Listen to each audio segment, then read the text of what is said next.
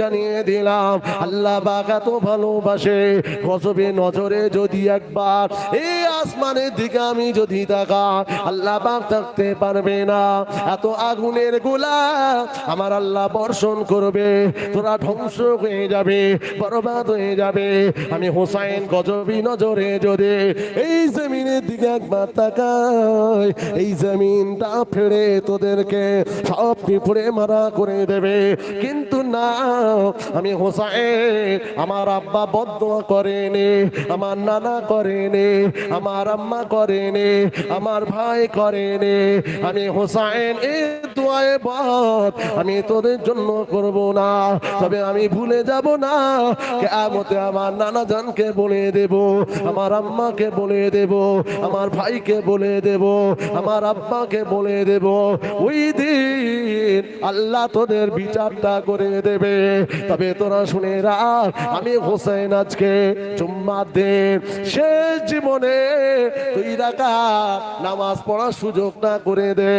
আমি হোসেন একটু নামাজ পড়ে নে, আমি দেরি করব না। 2 রাকাত নামাজ আমি পড়বো, আমি মারা যাব কোনো পরোয়া নাই, শহীদ হয়ে যাব কোনো পরোয়া নাই, ইন্তেকাল হয়ে যাব কোনো পরোয়া নাই। কিন্তু আমি হুসাইন নামাজের সময় হয়ে গিয়েছে, নামাজ ছাড়তে পারবো না। আমি 2 রাকাত নামাজ পড়বো এই বলে হুসাইন কারবালার ময়দানে, কারবালার মাটি নিয়ে তায়াম্মুম করে, রক্তে রঞ্জিত, রক্তে ভিজে মাটিগুলো সব ধুয়ে পড়ে যায়, আবারও তায়াম্মুম করে। এইভাবে তায়াম্মুম করে ইমাম হুসাইন 2 রাকাত নামাজ আদায় করে নিয়েছে। আরো জোরে বলেন, আরো জোরে বলুন সুবহানাল্লাহ। যারা হুসাইনকে ভালোবাসো, ভালোবাসি না বাসি না, কথা বলেন। 3 নম্বর শিক্ষা, নামাজ যেন কোন রকম ভাবে ইচ্ছাকৃত ভাবে ছাড়বেন না।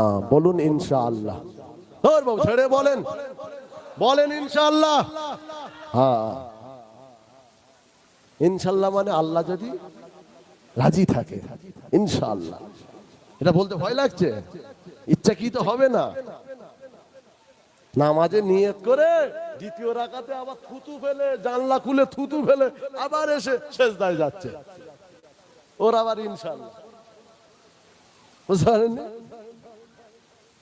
নামাজে নিয়ে আল্লাহু আকবার হলো, 2য় রাকাতে আপনার কি বলে, ওই নিয়ত করার পরে মসজিদ দেখছে আমাদের, হ্যাঁ, ওই যে বিরাট মসজিদ, পুট্টি করা মসজিদ, নিয়ত করে কথা বলতে হবে। ওর পাশে ওর ভাইরা ভাই আছে, সে আবার বলছে নামাজ পড়তে গিয়ে কথা বলতে নেই। তা তুই নিয়ত করে তুই কথা বললি কেন?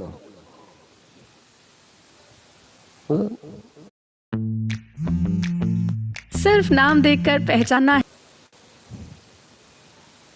তাহলে 3 নম্বর শিক্ষা কি দিলাম? নামাজ, নামাজ, নামাজ। নবী পাক আমার যখন ইন্তেকাল হয়ে যাবে, আল্লাহ নবী দুনিয়া থেকে বিদায় নিয়ে চলে যাবে, নবী পাকের ঠোঁট মোবারকটা লড়তে লেগেছে। বিড়বিড় বিড়বিড় করে নবী যেন কি একটা বলছে। এ নওজওয়ানেরা, আম্মা জান হযরতে আয়েশা সিদ্দিকা রাদিয়াল্লাহু তাআলা আনহা কান মোবারকটা নিয়ে শুনতে লাগলো। আল্লাহ নবী বলতে লাগলো, আসসালাত আসসালাত আসসালাত, নামাজ নামাজ নামাজ। সুবহানাল্লাহ বল, সবাই জোরে বলো। আল্লাহ নবীর একজন সাহাবী, নাম হয়তো শুনেছেন, খুবাইব রাদিয়াল্লাহু তাআলা আনহু, শরীর কাঠগড়ায় চড়া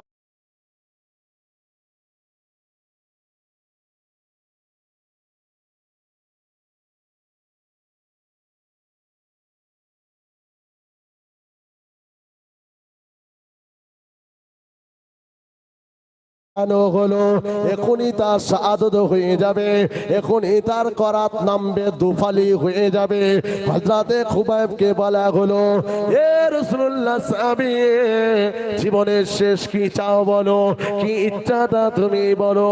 খুবাইব বলেছিল, আমার জীবনে চা পাওয়া কিছুই নাই, আমি খুবাইব একটা সামান্য সময় তোমাদের কাছে আমি চাই, ওই সময়টুকু আমাকে দাও। হযরতে খুবাইব সময়টুকু নিয়ে ওযুটা বানিয়ে সরে কাটতে দাঁড়িয়ে 2 রাকাত আল্লাহ পাকের নামাজ আদায় করে নিয়েছে। এ নওজওয়ানেরা, মুসলমান তাদের নামাজ কাজা করে না, মুসলমান নামাজ ছাড়ে না, মুসলমান ট্রেনে বাসে যেখানে যাক, মাঠে ঘাটে কার কারবারে নামাজের সময় হয়ে গেলে ওই মুসলমান নামাজ ছাড়ে না, আল্লাহর নামাজ আদায় করে নেয়। বলুন সুবহানাল্লাহ। হযরত ইমাম হোসেনের কথা বলছি না, কারবালার ময়দানে নামাজটা আদায় করে নে। হুজুর আমার আবার যুদ্ধের ময়দানে ঝাঁপিয়ে পড়েছে, যুদ্ধ করতে করতে পানির পিপাসা অষ্টগত, পানি পানি নাই, পানির জন্য জিভটা যেন বেরিয়ে যাবে। এক কাতরা ফোঁটা যদি পানি পায়, কারবালার ময়দানে বাঘের বাচ্চা বাঘ আবার জিন্দা হয়ে যাবে। হযরত ইমাম হোসেনের শরীর দিয়ে এতটা রক্তক্ষরণ হয়েছিল, হযরতে হোসেন বাঘের বাচ্চা যেন কমজোর হয়ে গেল। ওই অবস্থায় ফোরাত নদীর দিকে গিয়ে যায়।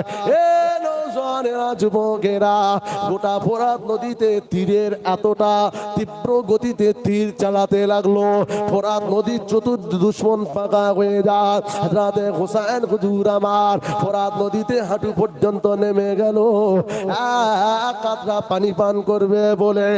এ নওজওয়ান যুবকেরা, হযরত হোসেন রাদিয়াল্লাহু তাআলা আনহু হুজুর আমার ওই সময় পানিটা কাজলা তুললেন, হুজুর আমার খেতে যাবে, হঠাৎ করে দেখতে পাওয়া যায় কি যেন একটা কথা মনে পড়ে গেল, না এ পানি পান করব না, যে পানির জন্য সাথীরা মারা যায়, যে পানির জন্য আমার আর কলিজা টুকরা আলী আসগার সে কিনা তীরবদ্ধ হয়ে মারা গিয়েছে, আমি হোসেন এ পানি পান আমি করব না। হযরত ইমাম হোসেন একটা কারণ পানি পান করলেন না, সাথীদের কচিদের কথা মনে পড়ার কারণে, আর দ্বিতীয় নম্বর কারণ হলো পানিটা যখনই তুলেছে এত রক্ত ঝরে পড়ছে, হাতের রক্ত, পেশানির রক্ততে হুসাইনের আকাজলা পানিটা লাল হয়ে যাওয়ার কারণে হুসাইন বলল, না রক্ত হলো হারাম, হারাম আমি খাবো না, কেননা কিয়ামতের দিন আমার নানা জানের কাছে লজ্জিত হয়ে যাব। কিয়ামত পর্যন্ত ইশারা, আপনার কিয়ামত পর্যন্ত এই মানুষের কাছে সংবাদ চলে যাবে, রক্ত মাখা পানি ইমাম হোসেন হারাম পানি খেয়ে দিয়েছে, হারাম খাওয়ার কারণে আমার নানা জানে উম্মতের ভেতরে এই হারাম বলে কিছুই থাকবে না। অতএব আমি হোসেন এই হারাম পানি পান আমি করব না, এই বলে আকাশ দিয়ে আবার বাঘের বাচ্চা উঠে পড়লো, যুদ্ধ চলতে লাগলো। এই না চলতে চলতে চলতে চলতে চলতে চলতে এত তীর শরীরে গিতে গেতে লাগলো, এত রক্ত করণ হতে লেগেছে, হুজুর আমার দুর্বল হয়ে ঘোড়ার পিঠ থেকে পড়ে গেল।